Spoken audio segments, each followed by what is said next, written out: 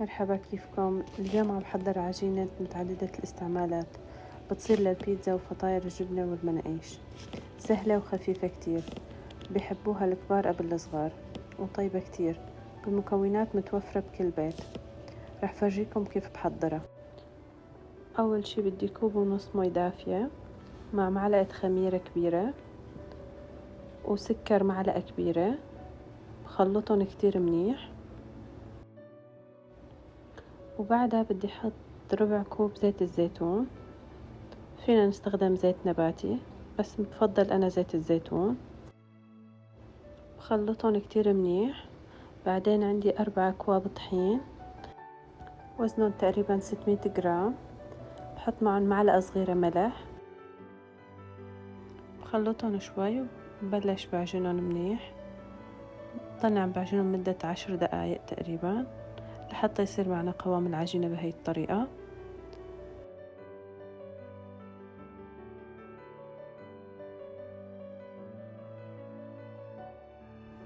هون عندي زبدية بدهنها بزيت الزيتون، بدي أحط العجينة بقلبها وبدي أحطها بمحل دافي تتخمر لمدة ساعة.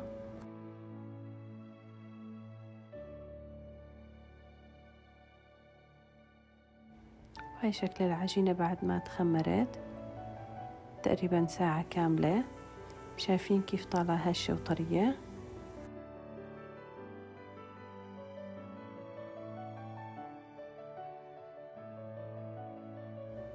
هلأ هون بدي بلش أقرصها. كل تقريصة تقريبا وزنها 300 جرام حسب الصينية اللي عندكم. أنا أخذت معي 300 جرام. بحطهم على صينية فرد عليها طحين هيك لحتى تخلص معي كل الكمية، وبدي ريحهم مدة 10 دقايق وبعدها ببلش شغل فيهم.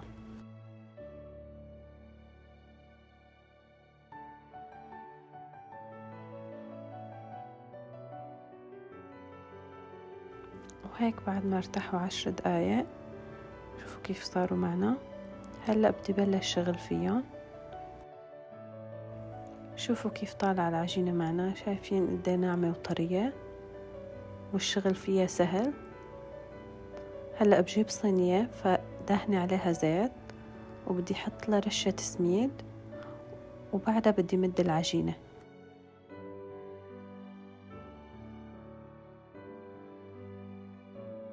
شايفين كيف طالعة معنا العجينة قديش طرية والشغل فيها سهل. وهلأ بدي أثقبها بالشوكة مثل ما احنا شايفين بهاي الطريقة.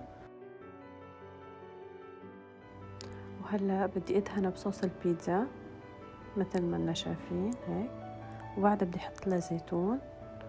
انتو بتحبوا تحطوا لها بيبروني، بندورة، فليفلة خضرة، فليفلة حمرا، بصل، اللي بتحبوه، بس أنا بحبها بزيتون وبفطر.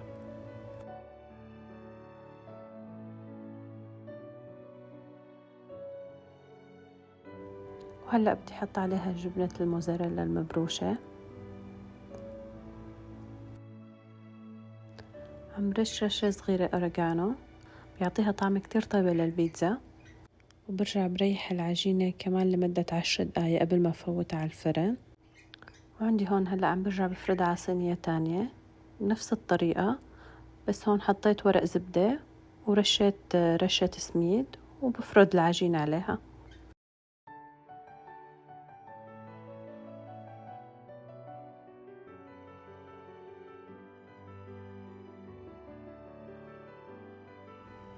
وهلأ بدي فوتها على الفرن على درجة حرارة 200، شغال الفرن من فوق ومن تحت مدة 15 ل 18 دقيقة بتكون صارت البيتزا جاهزة معنا. وهي شكل البيتزا بعد ما طلعتها من الفرن.